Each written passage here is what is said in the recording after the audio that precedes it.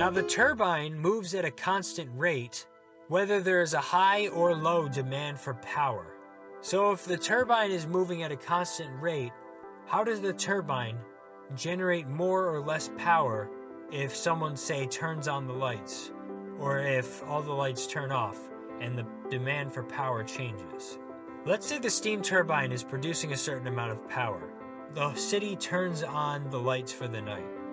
That means that there's much more demand for electricity now. What happens is there is much more mechanical resistance at the electrical generator, which is attached to the turbine. This means that the steam turbine will start to slow down slightly. However, we want to keep the steam turbine moving at the same rate. So when it is detected that the steam turbine is slowing down, a device called a governor allows more steam into the turbine. The governor does this by opening a valve which allows more steam to move through from the boiler to the steam turbine. When the valve is more open, steam can flow more easily. When the valve is more closed, less steam is allowed to flow. So the governor allows more or less steam to flow into the turbine by use of a valve. So as we said, we're demanding more power, which means we need more steam to move through the turbine to keep it moving at the same rate, because there's more resistance at the electrical generator. When more steam is allowed to move into the turbine, more water will boil in the boiler. And because heat is required to boil water, the temperature inside the boiler will start to decrease somewhat.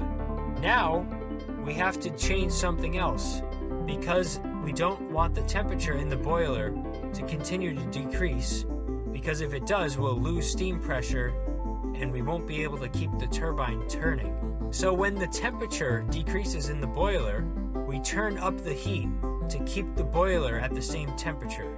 So when there is more demand for power, ultimately the heat needs to be turned up to create this power.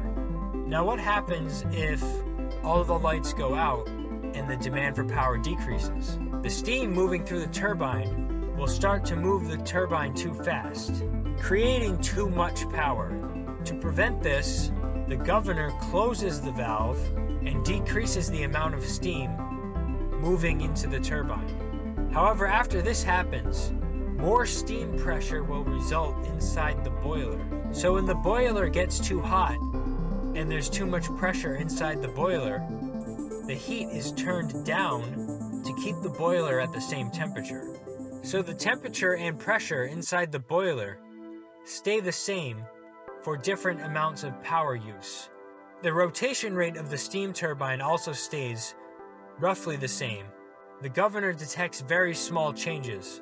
So when more power is demanded, the steam turbine will slow down very slightly until the valve is opened, and the steam turbine will turn a little bit faster when less power is demanded until the valve is closed more. But these are very small changes. The steam turbine maintains a very constant rate of speed. So here's a quick recap of the whole cycle. Water is boiled inside the boiler, which creates a high steam pressure inside the boiler. The steam is allowed to move through a pipe into the steam turbine. On the other side of the steam turbine, there is a condenser at low pressure. The difference in pressure keeps the steam moving quickly through the turbine, creating electricity. The water condenses inside the condenser and is pumped back into the boiler. If more power is demanded, the governor will open a valve, allowing even more steam into the turbine, which will create more power, and more heat will be required to keep the boiler boiling at the same temperature and pressure.